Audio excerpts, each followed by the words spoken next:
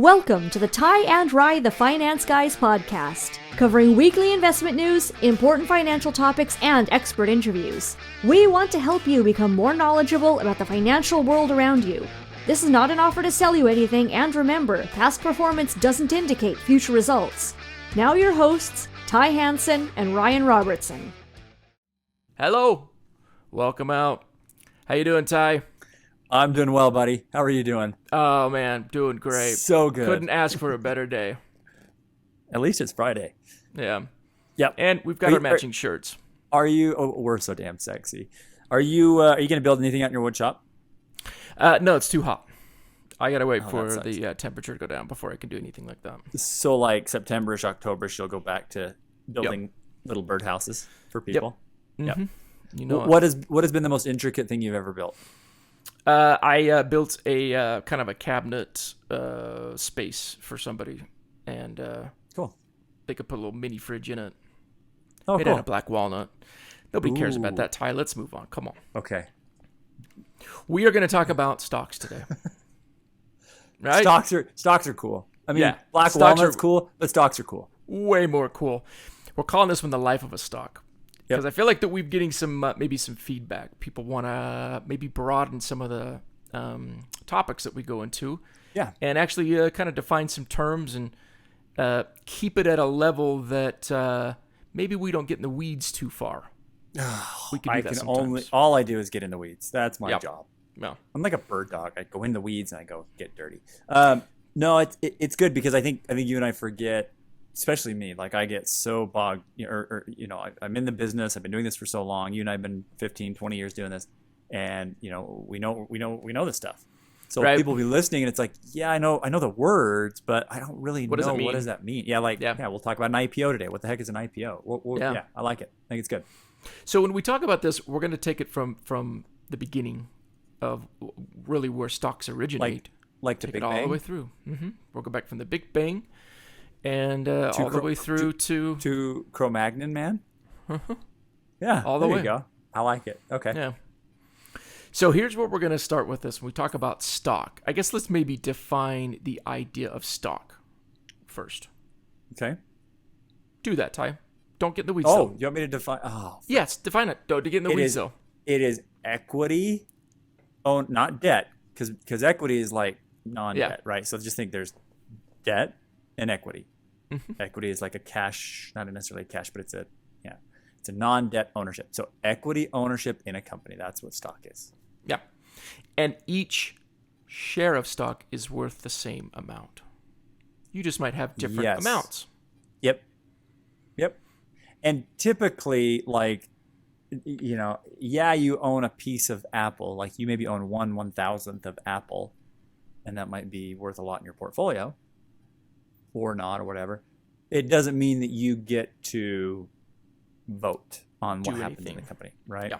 So Ryan tells me every day. Like Ryan is always telling me what to do in the company, right? Always telling me. And so stockholders don't necessarily get to do that. I mean, depending on how much stock you own, rights, warrants. I mean, there's a lot of things you can get into, but yeah, for the most part, stock is you own a piece of the company. Mm-hmm. That's what it is. They're public. So when we talk about stock, all stock essentially, and maybe I'm oversimplifying, but maybe not. All stock starts in private companies. Yes. I would imagine. I can't imagine a company starting public. Really?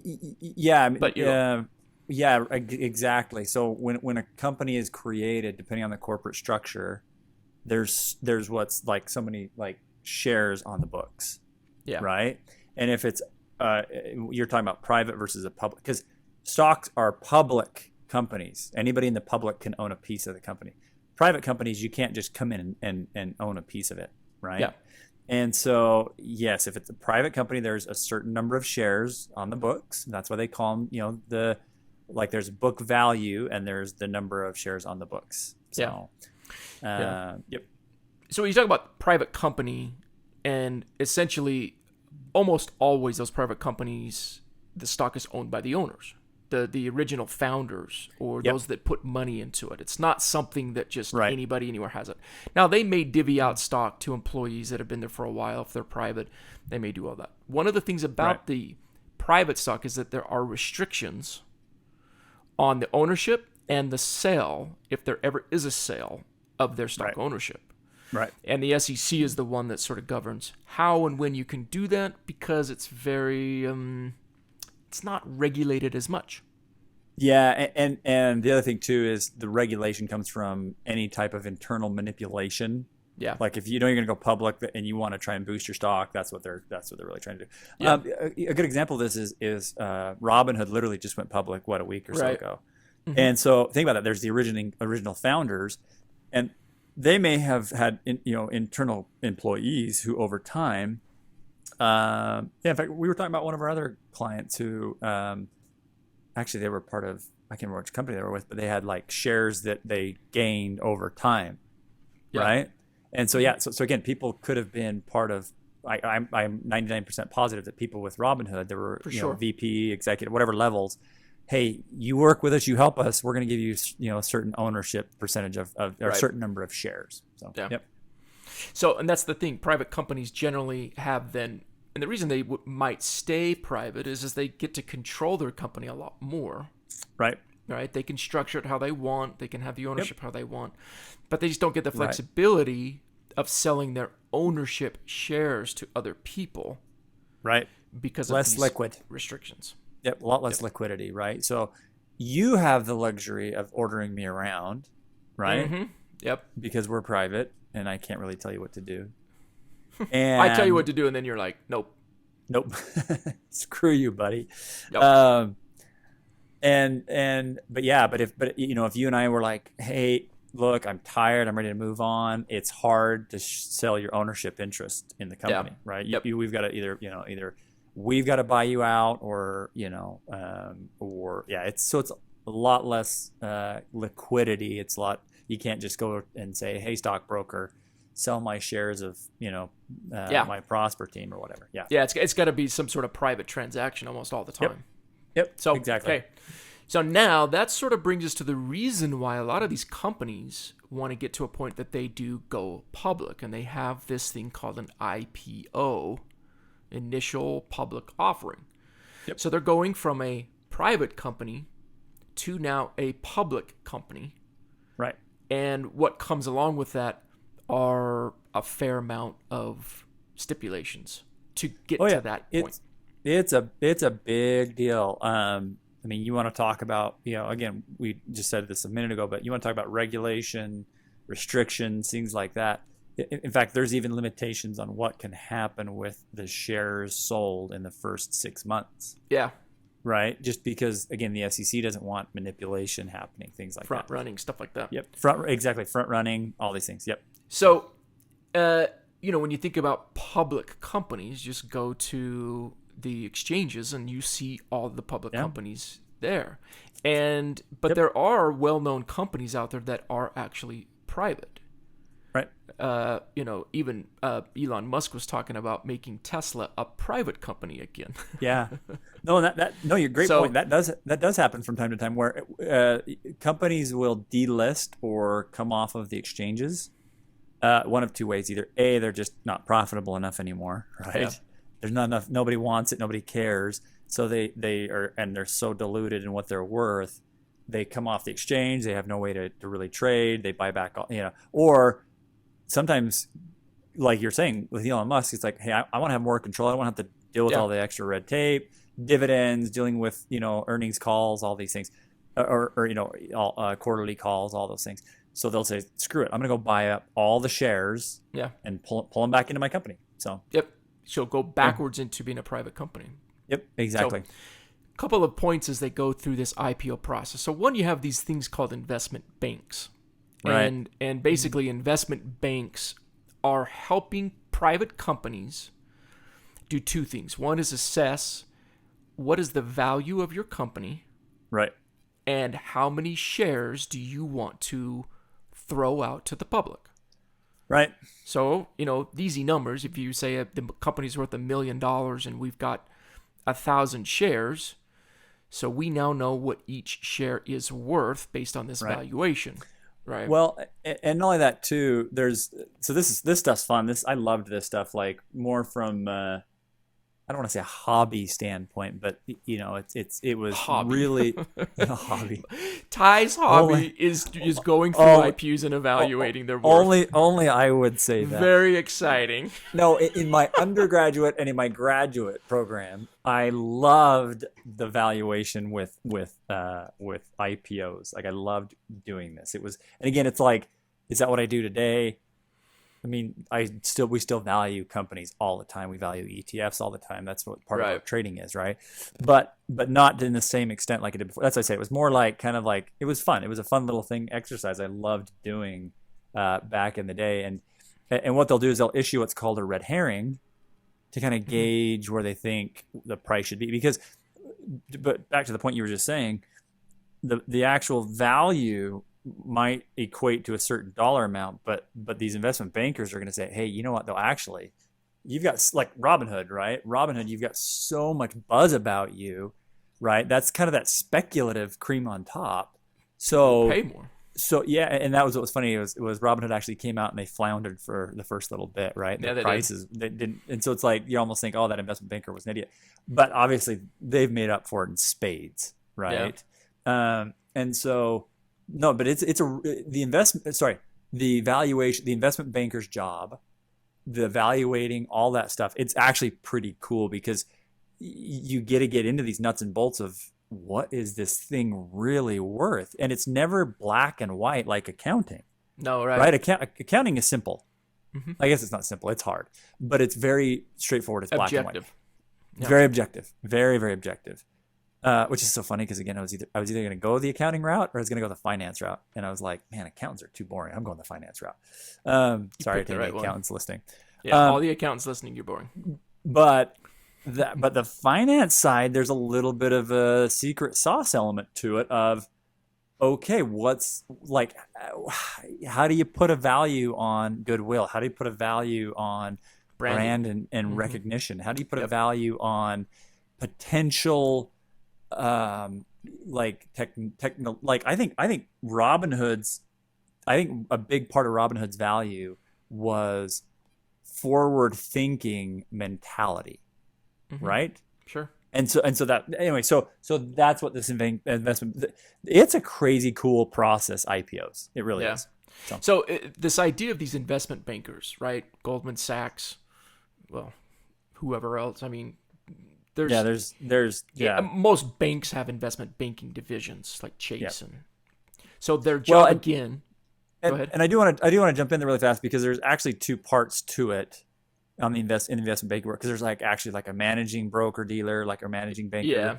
There's so there are investment bankers that are involved in, you know, kind of being the buddy that's at the table that gets to participate in buying big blocks of this IPO, mm-hmm. right? Because again, like I don't know, I just remember this from the valuation I did in my undergraduate, but like when UPS went public, within the first few months, that thing, or actually within the first few weeks, that thing popped so much, right? So again, if you're this investment banker who has a seat at the table, who can buy up 30% of that block for your clients, right? And we're talking institutional investors, right? And you know that thing is going to go public at $12, but it's really truly valued at 30 or 40 bucks. You are the belle of the ball if you were able to get in there and buy those stocks for your institute. So there's investment bankers that are buying up the blocks, and there's investment bankers that are doing the research and the kind of the packaging and bring it to the market. And then there's managing BDs that are kind of running everything. Anyways, there's a lot of moving pieces that are pretty cool with this whole process. So. Yeah, and just everybody knows a BD's a broker dealer. Thanks, Tom. Broker dealer. Yeah. There you go. So I like weeds. Yeah, I'm in those weeds. So there's the investment banker that is figuring out the value, and then their job is to work with these different groups to sell. Yep. Right, so these other groups get to come in and say, okay, you're valuing it at this. We're gonna evaluate the whole company, and like you say, oh, you're setting this stock price at $10 a share. We think it's worth more than that. we want to buy more. So Right. this whole sort of kind of an insider process, not even kind of, Well, it is really. It is, yeah. Because it's really But- only certain people can really go into and be a part of this initial public offering. Yeah, and that's the one thing that I want to stress the most for our listener is it's fun to get excited about IPOs. It's hard to participate in IPOs. Yep. It's very hard. Like if you wanted to buy 100 shares of, and that's the thing is it's like, because when they go public, when Robinhood went public, they don't want to go to 8,000 people and sell 100 shares to each of those 8,000 people. Yeah. It's like, no, we're going to sell this to 10 different groups and they're each going to buy up, hundreds of millions, billions of dollars, right? I mean, they made billions of dollars just barely when they went public. Yeah. They're efficient. They know what they're doing. Yeah. And you're right. That's why there's so much we're in this time frame too, or this mindset in the industry right now in the financial world that, the investment bankers are the worst thing in the world. Wall Street's horrible and corrupt, which they are. But which is true. Believe me, there is so much red tape. There's so much regulation in this phase, this lifestyle or cycle, part of the life cycle for a stock, more than anything else. There is a ton of regulation here, people. Right. Yeah. And so you can see why the owners would want to go public, because now what they're doing is they're saying all of this equity that you've built up, sweat equity essentially, have built up in this company. Now you get to go out and easily sell portions of your ownership to whoever, and you collect all that money minus some fees and whatever contracts you negotiate with the broker dealer and those that are selling the stocks. You're keeping a lion's share of what that stock sells for. So you can see why they want to go. Yeah. Right? Yeah, because, I mean, listen, everybody's in business to make money, right? And the idea is, well, I can't keep this business running. I mean, technically our business is it runs in perpetuity, right? Most businesses have no life cycle, or sorry, no end date. But the idea is like, well, you and I are going to die at some point. So how do we take the value out of our company, right? And so that's exactly right. When these companies decide to finally go public, they go public, and you're right. If structured the right way, they're left with the lion's share of what's going on. Yeah. Now, but then what it does is it leaves them in a little less control because you're going public, which means all your accounting and all your books are being made public knowledge. So there's a lot more scrutiny on you as a company. And then you're talking about things like board of directors and obviously the shareholders, depending on, are going to have some say in some of this stuff. So you are losing a little bit of that, but what you're gaining obviously is lots of cash. I remember when Facebook went public. I mean, the amount of money that they brought in just was insane. And so crazy. Those owners generally still hold a vast portion of the ownership in the company still. Right. Yeah. Now, a couple of terms. This is called the primary market. This is when these IPOs happen. This is the primary market. And like you were talking about, there's going to be still some holding time periods. Right. Before then we move into the next phase, which is going to be really the public or the secondary market. And this is where you see the ticker symbols. This is where you see the New York Stock Exchange. This is the secondary market. And now anybody, if they want to, can go buy shares of these publicly companies now. Right. Yeah. Now, I will say, too, that keep in mind that there still is this element of regulation. Even obviously, there's regulation in the secondary markets, how things are bought and sold. Yada. But there are still some regulations even after that initial public offering phase where, business owners can only drop so many shares. You have to notify if they're buying back. There's a lot of regulation that goes into that. What's the term where they know information and they're trading on that information? Insider trading. Martha Stewart, right? Yeah, there's like, you can't sell within a certain period of time if you know something that's private. You can do it after it's public, but it's only a certain period of time after you can do it. So anyway, all of that stuff is still there to try to protect and create the integrity of these markets so that there's not this devaluing or overvaluing stocks for the benefit of those that are in the know. For manipulative purposes, exactly. Yeah. Now, again, I will circle back around though. I definitely want to acknowledge the fact because I keep kind of pounding this this idea that there's regulation. It's great. They protect us. Look, there's insider trading. There's greed. There's manipulation. It exists. It's a game. This is absolutely a game, right? But it's not as evil and manipulative as people think, or like, again, this is getting through this noise, right? People are like, Wall Street be damned. It's like, no, it's actually a really efficient system. It really is. Yeah, it is. Very efficient system. And also too, there's a key point here too. We all love to make money on different positions. I mean, look at GameStop, AMC, all these different companies that the punk rockers, right? Yeah. If I may be so bold as to draw from a previous episode. Yes. They like to play these games, but it's like the only reason that it really is you're able to do that is because of this cool system of this secondary market, right? You've got liquidity. So yeah. Just as another example of that too, I mean, remember how the was it Doge? They stopped trading Doge, right? Because it was like there was freaking out, so the market actually there stopped really being this secondary market capacity for a little while. Yeah. And that's always a bad thing. If you don't have any options for liquidity, if there's not somebody willing to buy what you want to sell, that's extremely problematic. Which can happen. Yeah. In fact, we'll talk about this with the way to evaluate stocks, because there's always going to be different ways to kind of look at it. We're going to talk about some basic ones. Very basics. Yeah, exactly. Very basic, because there's going to be a whole lot that you can get into if you want to. But some of these basic ones to give you a sense of the company. Things like price to earnings, right? Yep. That's a very basic term. There's different variations of what that means, but it's essentially what's the price of the stock to how much it earns. Exactly. Yeah. One thing I do want to jump in with this, I think hopefully it'll be beneficial. I don't know. We'll see. I'll evaluate that. You go ahead and I'll judge it afterwards.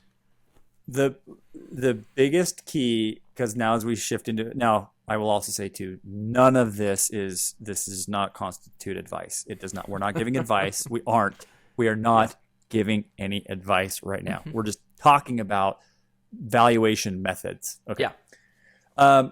What's really important with this is to know, like, it's all relative, right? When you look at price to earnings, we're going to talk about a few different little, overview pieces here. This is something I learned very, very quickly when trying to understand, valuations. It's all relative. Right. When you look at like the building sector, or when you look at telecom, or you look at healthcare, earnings per share or price per earnings is going to be very different than tech. Right. Yep. I mean, look at the earnings or the price to earnings of Tesla. Right. Like 600 to 1. It's insane. But again, it's all relative. So that's a key takeaway from this is when you really, if you're wanting to look at specific stocks and do some more fundamental analysis like this, or technical analysis, as you start to dive into the tech specs of a company or whatever, you've got to understand. It's like, okay, but who is your competition, or you know what I mean? Because you can't compare Tesla to AT&T, right? There's just, it's apples and oranges, and it's not going to help your process. So. Yeah, and it's also relative to companies similar. Like you can look exactly. at Apple and Samsung, right, and make some determinations to it. But like you say, it's relative to each other. It doesn't mean anything in and of itself. And this is why I chose the finance route from an educational standpoint. Why I love what I do and why I get so deep into the weeds is there's this element of understanding the secret sauce, right? Make your own secret sauce. I don't care what it is, right? Yeah. There's even been studies done literally. You've kind of heard, people have heard this, where they've done it before, where they've given monkeys darts to throw at a dartboard, and how they've had more success than certain hedge fund traders and managers. Like, again, I'm not going to dive into the deep of what you should or shouldn't do, what your trading strategies should or should not be. but this is the fun part of this whole thing is you can really say, okay, well, I like to look at these companies compared to these companies. And if there's Yeah. this much of a variance, I like that. You know what I mean? Yeah. So this is Yeah. cool stuff. I forgot to judge it. What you said earlier was beneficial. Oh, was it? Okay, Yeah, good. it So was. so I get to keep playing, right? The relative term, yeah, that was beneficial. I love it. Okay, I'm Yeah. gonna keep playing. So this price to earnings is just trying to give you a ratio between how much you're paying for the stock versus how much it earns, and that's earns in dividends or what it pays out. Yep. And then this term earnings per share, same idea. It's just how much are you getting for what you're paying. For what? Yep. Yep. And sorry, this is important too. Okay, Go ahead. this is why it's important.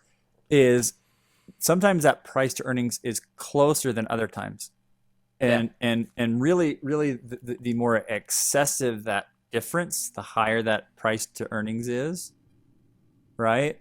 It just means more speculation. Yeah. Because you're saying, even though I'm paying you more than what you're really worth, it's because I believe in you, Yeah. right? I believe Elon Musk is going to do something insanely great, like Robinhood. Like that's really, people are like, Right. Robinhood's cut out a ton of their fee structure, which is amazing, and which I think is the wave of the future. And that's it. I think they're forward thinking. I want to invest in them. Yeah. So there's a term that you can sort of, gather from it is a term between, growth versus value. Yeah. Yep. Growth stocks, value stocks, and you can kind of figure that out. Growth is companies you expect, hey, I'm paying $100 a share for it right now. I'm buying it because I want it to be worth $150 or $200 a share. Yeah. Yeah. You know? I mean, this kind of comes back to this lifestyle or life cycle that we're talking about of a stock, right?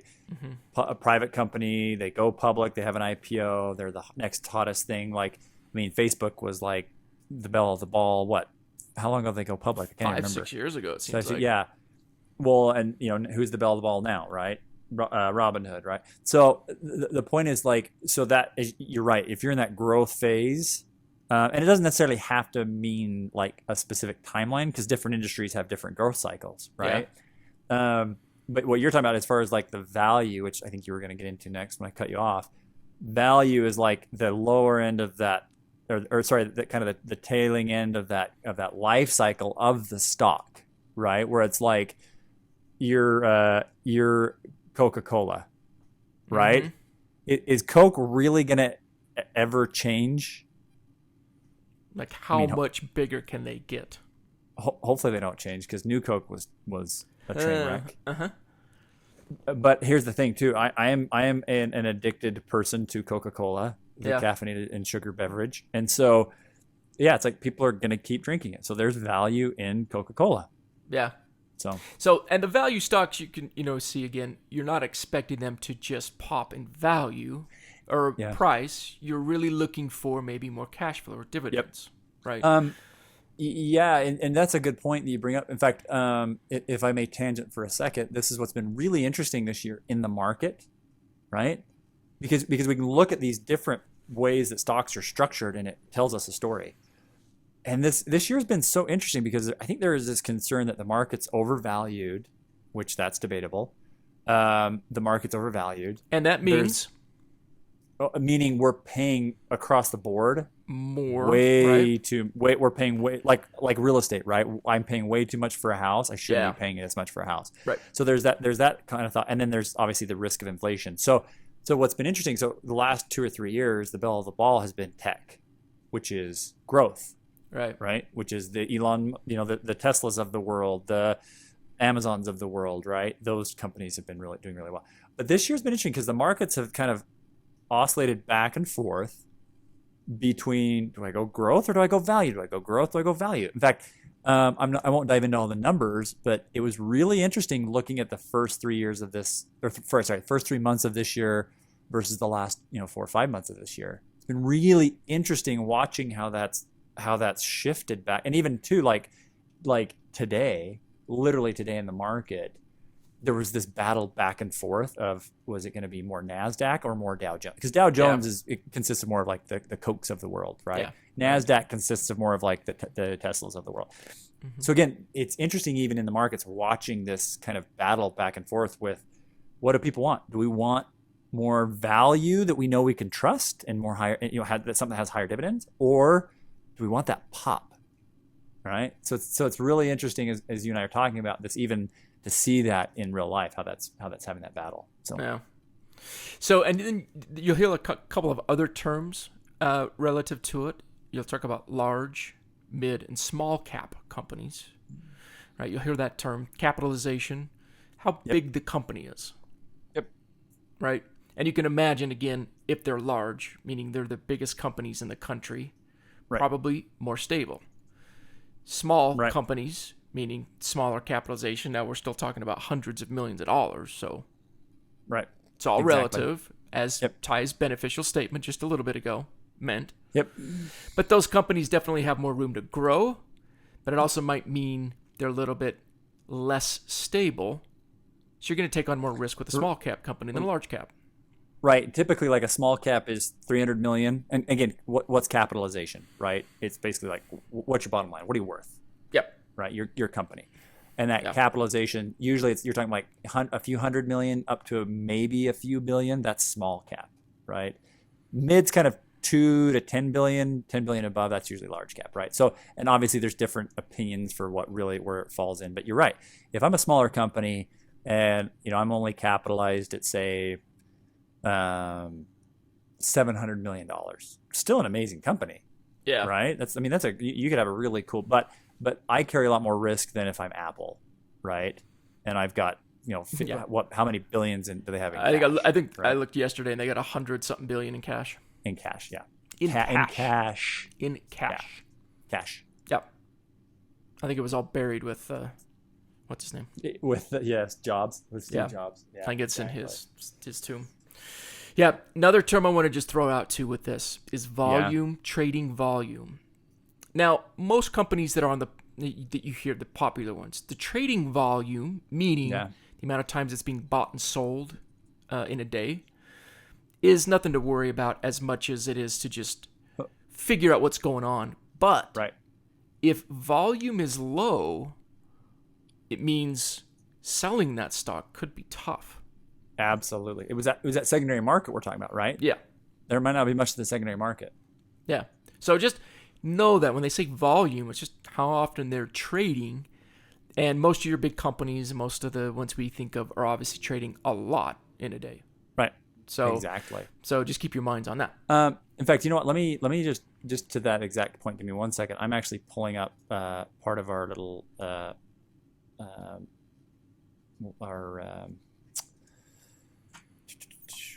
we have our portfolio, right, and the data we look through, right, and it's like we can see the difference in volume, right, and what's traded, right.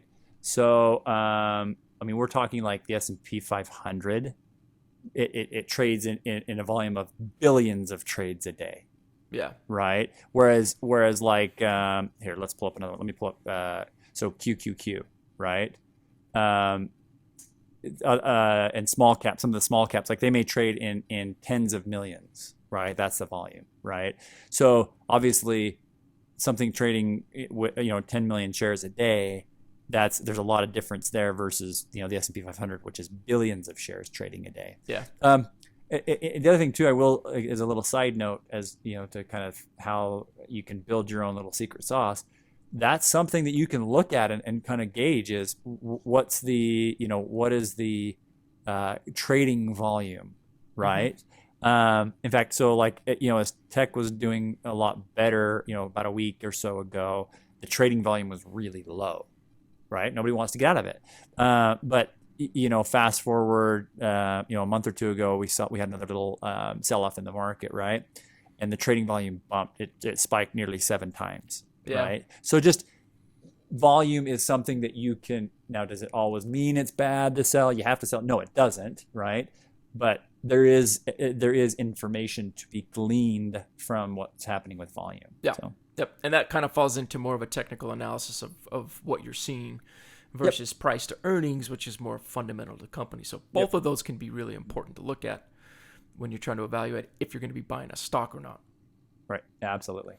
So now we're going to go to basically the death of stocks. Yep. Because it's important to remember when you're buying a stock, you are an owner of the company, in whatever small percentage you have, Yep. you would be almost always what's called a common stock owner, Yes. right? Yep. And it's important to understand this because you talk about the risk of investments. Stocks will always Yes. have what's known as absolute risk, right? Right. Meaning it could be worth zero. Yeah. It could go down to where the company it- is no more. Right. You're, and the interesting thing is at like we were talking about before, you could even get to the point where you're delisted, basically, where it's like, look, nothing's going to really trade anymore for this thing. You know what I mean? Or, it's like, I mean, trying to get somebody to buy your shares, it's almost ludicrous because it's just not worth anything. Yeah. So. Right. So, and when we think about this for stock ownership, it's important to kind of understand why it's on that. So you talk about things like bankruptcy. You know, if a company files bankruptcy, so we're talking about whether it's Chapter 7 or Chapter 11, whatever they do. Is it Chapter 11 that's reorganization? Is that how it works? Yeah. I think 11's reorganization. 7's, yeah. So, and 7's just selling everything off and they're done. Yeah. Common stocks on the very bottom rung of that. Yep. Of the totem pole. Exactly. Of the totem pole. Top of it would be like, specific creditors who have specific liens on assets, all the way down through bondholders, preferred stockholders, and even in bond, like for each of these, there's different levels. Like, so there's a secured debt, because there's creditors, right, who maybe are collateralized by property, plant, and equipment, but then there are actual bondholders, which are lower, and the bondholders may be secured. So they're going to get paid out first before an unsecured. And that's where it's like different bonds have different ratings for what you're going to get paid, right? Because remember, bondholder, you gave money to the company, you're a debtor. Yeah, You're their creditor. Yeah, they're a debtor to you. Yep, and you're exactly right. And then once you go from the debt, you go to preferred stock, right? Which is kind of this hybrid between, and then exactly right, common stock. You hit the nail on the head. You are literally bottom of the barrel. And so that's the reason why you can see such fluctuation on that, because essentially, for the most part, not completely, but all stock is speculative on value. As you mentioned earlier, what is the value of a company? What factors into that value? Right. Everybody is trying to project its value because common stock has the highest, most to gain from a company doing well, but it also has the most to lose if the company doesn't do well. Exactly. So that's the reason why people want to get involved and want to do it, because it just gives them a chance to get above average returns, above treasuries and bonds. That's what they want. That's what everybody wants. Well, and exactly, it's kind of this whole like risk reward thing, right? Mm-hmm. So, in fact, I was just looking at Delta, right? Remember, Delta went through a restructuring, right? Or sorry, a bankruptcy, right? Mm-hmm. And so obviously that's going to impact your price. But had you held on to their stock, right, through their bankruptcy proceedings, I mean, coming back to this point, like they didn't fully shut down their door, so you didn't lose everything, but your value dropped way down, right? Your stock was, extremely low worth for a while, but depending on how you ride the wave or don't ride the wave, you can come back from some of these things. Yeah, you can. Yeah. So that's sort of the life cycle. You're going from a private company, initial public offering, secondary market, and then obviously it can just continue on, but the end of the cycle. The growth. Are you growth? Are you value? Mm-hmm. Are you a high dividend paying company? In the world of the living in publicly traded stocks, there's variances for who is what and what they're doing. Yeah. So, and granted, this is a very brief overview. Going to be a lot more you can get into, but this is hopefully helpful to start thinking about if I'm going to go buy individual stocks, individual companies. Those are some of the common initial things to look at. Certainly a lot more, but that's a good place to start to do that if that's what you want to do. Absolutely. Ty, do you have any closing thoughts? Past performance doesn't predict future results. Perfect. That's it. Perfect. No, this is good. I like it. I mean, again, it's it's easy to jump into tangents like I do, but no, this is good. Like I said, I like that. I liked your idea of this episode to kind of dive in so people really understand where you at in this life cycle. Because again, you don't ever want to buy a stock because you got a hunch or your buddy told you this is what you should do, or again, like it or love it. I don't know. I kind of have issues with like the AMCs, the meme stocks, those kinds of things. Like, but mostly because the way we trade for clients, we're not really speculative, right? Right. Hopefully this gets people to think more about, well, maybe I can take 15 or 20 minutes and look and see what is their debt to income ratio, right? What does their trading volume look like? What does their price to earnings look like? What I mean? It's like, do a little bit of research, right? Are they a growth stock or a value stock? Are they large cap? Are they small cap? Are they mid cap, right? Understanding the differences, hopefully that'll help, hopefully that'll help some people make some better decisions with their stock portfolios. And maybe down the road we'll do a little bit more in-depth analysis training too. Maybe, who knows? I don't know. I like that. You would like almost that. like a cooking class, but with stock trading. Yeah. Oh, an advanced course. The secret sauce training, like literally like a cooking class. Like here is the secret sauce. We'll get into Ty's hobby of being boring. MACD, fundamental analysis, technical analysis. Yep, that's Shiller curve, Shiller PE ratio. Oh man, I could go on for days. Yeah, that's Ty's hobby, being boring. Being boring. I'm a nerd. All right, Ty. Hey, thank you for your bud. Everybody, tyandrai.com. Oh, the website. Oh, last thought too. We talked about this on our Market Mini this week. Yeah. In a couple weeks, we're going to do an episode on the ETFs.